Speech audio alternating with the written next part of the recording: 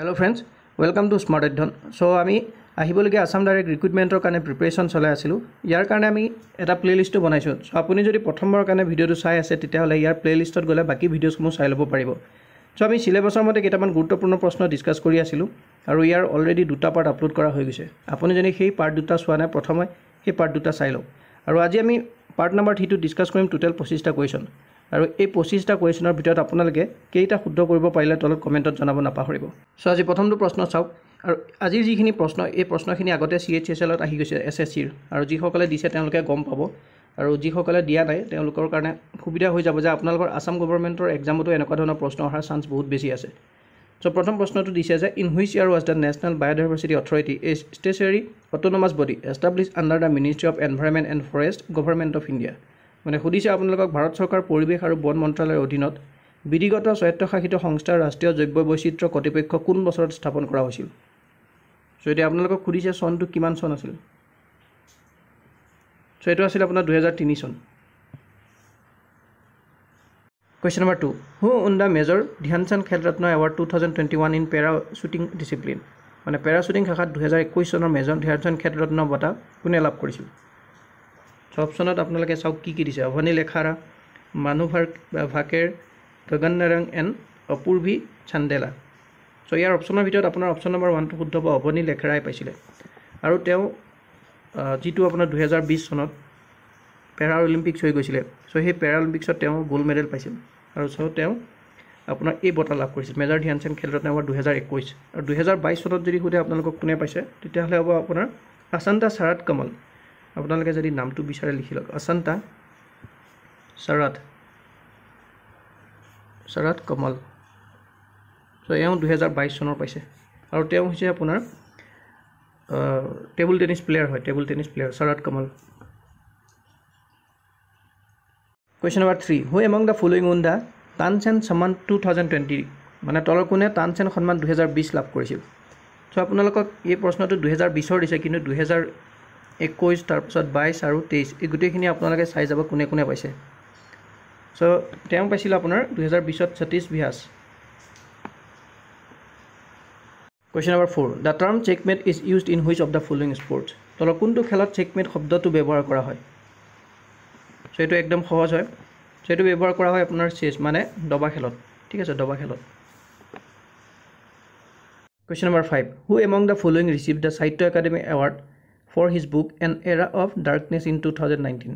So এই যিখন কিতাপ আপোনাৰ এন এৰা অফ ডাৰ্কনেছ 2019 চনত ইয়াৰ কাৰণে সাহিত্য একাডেমি বঁটা কোনে লাভ কৰিছিল।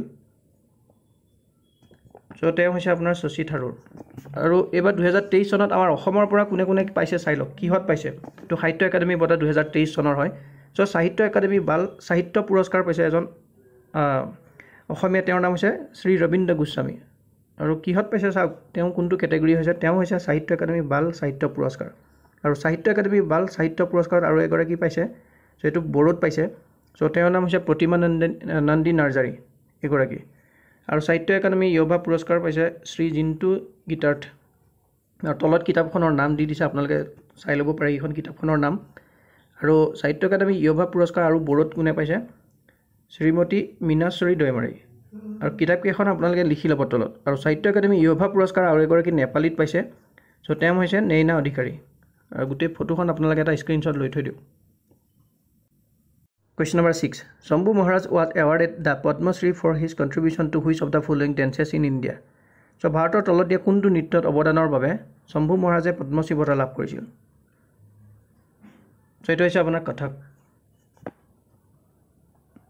Question number 7 which of the following game is played with a racket. তলৰ কোনটো খেল ৰেকেটেৰে খেলা হয়। সো আপোনালোকে গম পাইছে ৰেকেটখনত এনেকৈ আপোনাৰ ষ্ট্ৰিং থাকিব।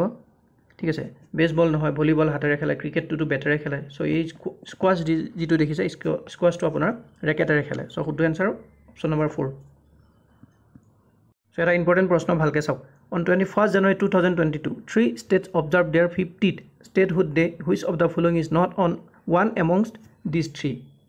মানে 2022 চনৰ 21 জানুৱাৰীত 3খন ৰাজ্যই 50 সংখ্যক ৰাজ্যিকতা দিৱস পালন কৰে আৰু তলৰ কোনখন এই 3খনৰ ভিতৰত এখন নহয়।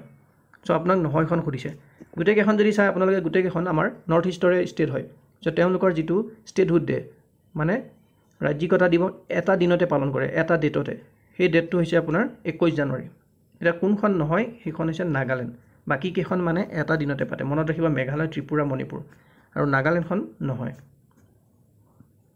Question number 9 In optics the refractive index of a substance is described by the formula n equal to c by v where is c is আপোনালোকক খুদিছে অপটিক্সত কোনো পদাৰ্থৰ বিৱৰ্তন সূচাংক n equal to c by v সূত্ৰৰে বৰ্ণনা কৰা হয় ইয়াত আপোনাৰ এই c মানে কি বুজাইছে খুদিছে আপোনালোক ইয়াত দেখিলে যে n equal to c by v দিছে এই c ৰ ইয়াত মিনিংটো কি বুজাইছে সো ইয়াত আপোনাৰ c মানে হৈছে the speed of light in vacuum option number 4 টো শুদ্ধ Question number 10 Which of the following fields is not offered by Kalidas Samman তলৰ কোনটো ক্ষেত্ৰত কালিদাস সন্মানে আগবঢ়োৱা নাই কোনটো classical music classical dance puppetry নে প্লাস্টিক আৰ্টস সো এই শুদ্ধ আনসাৰ হৈছে অপচন নম্বৰ 3 puppetry সো এনেকুৱা ধৰণৰ প্ৰশ্নখিনি আপোনালোকৰ এক্সামত আহিলে আপোনালোকৰ ইজি হ'ব সো কাৰণ কোৱেশ্চনখিনি দেখিছে আপোনালোকে ইমান ইজি নহয় আৰু ম্যাক্সিমাম কাৰেন্ট এফেয়াৰ্সৰ কোৱেশ্চন হয় সো এইটো কাৰণে ভালকৈ আপোনালোকে এতিয়া পৰাই প্ৰেক্টিস কৰি যাওক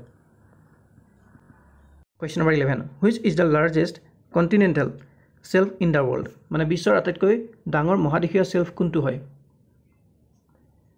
সো ইয়াত দিছে the shelf of India the Indian Ocean shelf the shelf in the Pacific Ocean নে the Siberian shelf in the Arctic Ocean so এই অপচন নম্বৰ 4 টো শুদ্ধ হয় Question number 12 For a NBFC dash MFI the maximum variance permitted for individual loans between the minimum and maximum interest rate মানে এটা NBFC আৰু MFI বাবে ব্যক্তিগত ঋণৰ বাবে অনুমোদিত সৰ্বোচ্চ ভিন্নতা ন্যূনতম আৰু সৰ্বোচ্চ সুতৰ হাৰৰ মাজত the difference to কিমান cannot exceed 4% 4% কে বেছি হ'ব নোৱাৰে cannot exceed 2% 2% কে বেছি হ'ব নোৱাৰে নে cannot be less than 2% 2% কে কম হ'ব নোৱাৰে নে 4% কে কম হ'ব নোৱাৰে কোনটো শুদ্ধ হ'ব সো এটো হৈছে আপোনাৰ cannot exceed 4% 4% কে বেছি হ'ব নোৱাৰে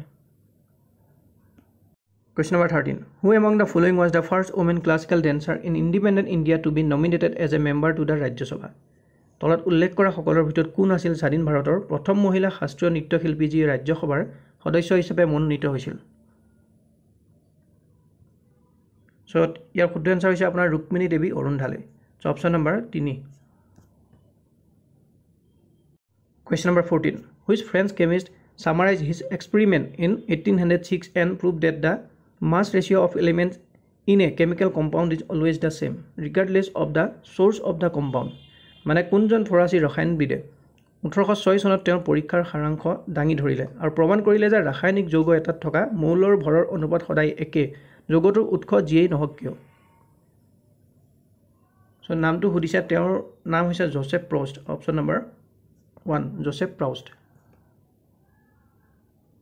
Question number 15 Who among the following is credited with single-handedly making the centaur a popular classical instrument তলৰ কোনে এককভাৱে সন্তূৰক জনপ্ৰিয় শাস্ত্ৰীয় বাদ্যযন্ত্ৰ হিচাপে গঢ়ি তোলাৰ কৃতিত্ব লাভ কৰে সো তেওঁৰ নাম কি তেওঁৰ নাম হৈছে Shiva Kumar Sharma option number 1 Question number 16 The state shall not discriminate against any citizen on grounds only of religion, race, caste, sex, place of birth or any of them this has been incorporated in মানে ৰাষ্ট্ৰই কোনো নাগৰিকৰ বিৰুদ্ধে কেৱল ধৰ্ম জাতি লিংগ জন্মস্থান বা ইয়াৰ কোনো এটাৰ ভিত্তিত বৈষম্য কৰিব নোৱাৰিব ইয়াক অন্তৰ্ভুক্ত কৰা হৈছে মানে কোনটো আৰ্টিকলত আছে ইয়াৰ সুধিছে আৰ্টিকল 19 নে 23 নে 15 নে 14 সো ইয়াৰ বিষয়ে আপোনাৰ লিখা আছে article number 15 to Question number 17 E.M. Subramaniam was an exponent of the dash a musical instrument so he instrumentor নাম সুধিছে যিটোৰ প্ৰতিষ্ঠাপক আপোনাৰ E.M. Subramaniam যেটো হৈছে আপোনাৰ option number 3 ঘাটম Question number 18 Pandit Ravi Shankar a music legend is famous for which of the following style of music so Pandit Ravi Shankar এজন সংগীতৰ কিংবদন্তি তলৰ কোনটো সংগীত শৈলীৰ বাবে বিখ্যাত ইয়াত দিছে Hindustani classical instrumental Hindustani classical vocal Carnatic classical vocal নে Carnatic classical instrumental so tema আছিল Hindustani classical instrumental মানে option number 1 ত থকাটো Question number 19 Which of the following is a limestone cave in India তলৰ কোনটো ভাৰতৰ চুনশিলৰ গুহা so ইয়াত শুদ্ধ আনসাৰ হৈছে আপোনাৰ option number 3 Bora caves Question number 20 Which of the following dancers of Mohiniyattam from of Indian classical dance was given the Devdasi National Award in 2023. So ইয়াত সুধিছে ভাৰতীয় শাস্ত্ৰীয় নৃত্যৰ মোহিনী আট্টম ৰূপৰ তলৰ কোনজন নৃত্যশিল্পীক 2013 চনত দেৱদাসী ৰাষ্ট্ৰীয় বঁটা প্ৰদান কৰা হৈছিল সো তেওঁৰ নাম হৈছে অপচন নম্বৰ 2 থকা জয়প্ৰভা মেনন সো মনত ৰাখিবা জয়প্ৰভা Menon Question number 21 Which of the following memoirs was written by Dev Anand the famous classic Indian actor in Hindi films Hindi ছবিৰ বিখ্যাত ক্লাসিক ভাৰতীয় অভিনেতা দেৱ আনন্দৰ দ্বাৰা তলৰ কোনখন স্মৃতি গ্ৰন্থ লিখিছিল আপোনালোকে চিনি পাইছে দেৱ আনন্দ কোন হয় সো দেখিছে আপুনি তেওঁ এজন ভাল আৰ্টিষ্ট আছিল মানে এক্টৰ আছিল সো তেওঁ লিখিছিল romancing with life option number 1 Question number 22 Find the correct chemical formula of nitromethane এটা নাইট্ৰমিথেনৰ সঠিক ৰাসায়নিক সূত্ৰ কোনটো হ'ব এই প্ৰশ্নটো ডাবল টিক কৰি লওক আহি থাকে সো এটো হৈছে CH3NO2 Question number 23 Among the following famous personalities whose autobiography is The Road Ahead so এই যিখন The Road Ahead হয় এইখন কাৰ আত্মজীৱনী সুধিছে Elon Musk Bill Gates Jeff Bezos নে ক্ৰিষ্টিয়ানো ৰনাল্ডো সো মনত ৰাখি লওক The Road Ahead ইখন হৈছে আপোনাৰ বিল গেটছৰ Question number 24 ইয়াত দিছে তলৰ কোনটো প্ৰকাৰৰ ব্ৰায়োফাইট যিটো বহু পৰিৱেশত বাস কৰে আৰু ইয়াৰ বৈশিষ্ট্য হৈছে ইয়াৰ সৰু সমতল পাত হিপাৰ দৰে ৰাইজইড আৰু পেৰিষ্টম সো এটো হৈছে আপোনাৰ অপচন নম্বৰ 1 ফানাৰিয়া Question number 25 2021 চনৰ জুলাই মাহত শিক্ষা দক্ষতা বিকাশ আৰু উদ্যোগীকৰণৰ কেবিনেট মন্ত্ৰী হোৱাৰ পূৰ্বে ধৰ্মেন্দ্ৰ প্ৰধানে তলৰ কোনটো মন্ত্ৰালয়ৰ অধীনত আছিল সো আপোনালোকক সুধিছে আমাৰ এতিয়া যিজন এডুকেশ্যন মিনিষ্টাৰ হয় তেওঁৰ নাম হৈছে ধৰ্মেন্দ্ৰ প্ৰধান সো তেওঁ এই এতিয়া এডুকেশ্যন মিনিষ্টাৰ হয় তাৰ আগত তেওঁ কিহত আছিল মানে কোনটো মন্ত্ৰালয়ত আছিল এই প্ৰশ্নটোৰ উত্তৰ এটা আপোনালোকে সকলোৱে কমেন্টত জনাওক সো ইয়াৰ যেটো শুদ্ধ এনসাৰ হ'ব মই নেক্সট ভিডিঅত হয়তো জনাই দিম আৰু এটো কোৱেশ্চন জানিব লাগে এটো আপোনাৰ কাৰেন্ট এফেয়াৰ্ছৰ কোৱেশ্চন হয় সো সকলোৱে পাৰিব বুলি আশা থাকিল আৰু যদি নোৱাৰেও গুগলৰ হেল্প ল'ব পাৰে সো ভিডিঅটো ইমানে আছিল যদি ভাল লাগিল তেতিয়াহলে এটা লাইক কৰি দিব